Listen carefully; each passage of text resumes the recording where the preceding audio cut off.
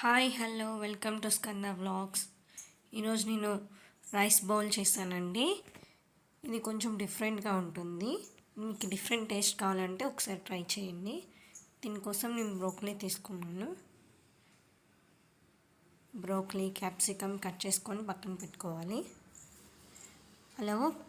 అలాగే క్రీమ్ కోసం నేను క్యాలీఫ్లవర్ని బాయిల్ చేసి ఒక 10 మినిట్స్ మిక్సీ పట్టుకున్నాను.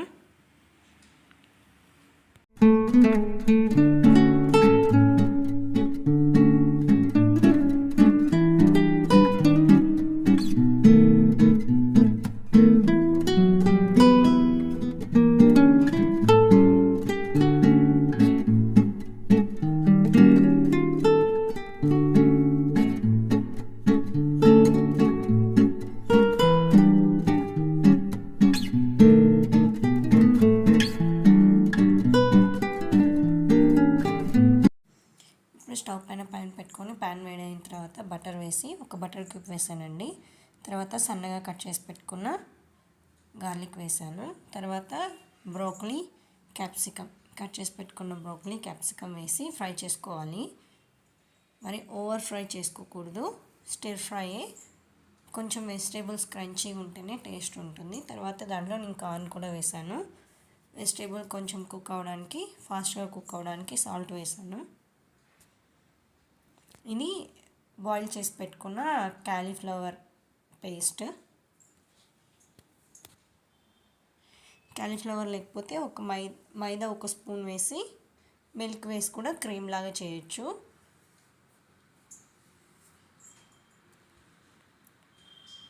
ఇలా ఆ పేస్ట్ వేసి బాగా కలుపుకోవాలి.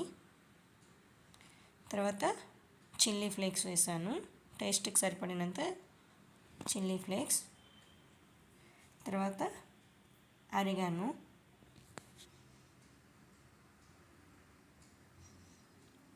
తర్వాత సాల్ట్ చూసుకొని సాల్ట్ అడ్జస్ట్ చేసుకోవాలి. తర్వాత పెప్పర్ ఒక హాఫ్ స్పూన్ పెప్పర్ పౌడర్ వేసాను.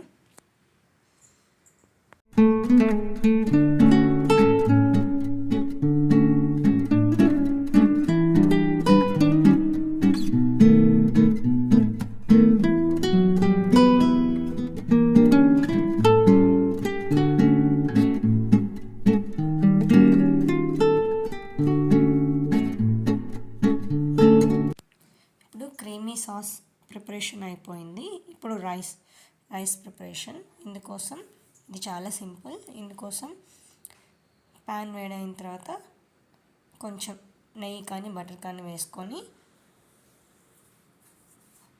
మిక్స్డ్ హర్బ్స్ లేకపోతే ఆరిగానో, చిల్లీ ఫ్లేక్స్, సన్నగా కట్ చేసి పెట్టుకున్న కొత్తిమీర వేసుకొని ఇప్పుడు బాయిల్ చేసి పెట్టుకున్న రైస్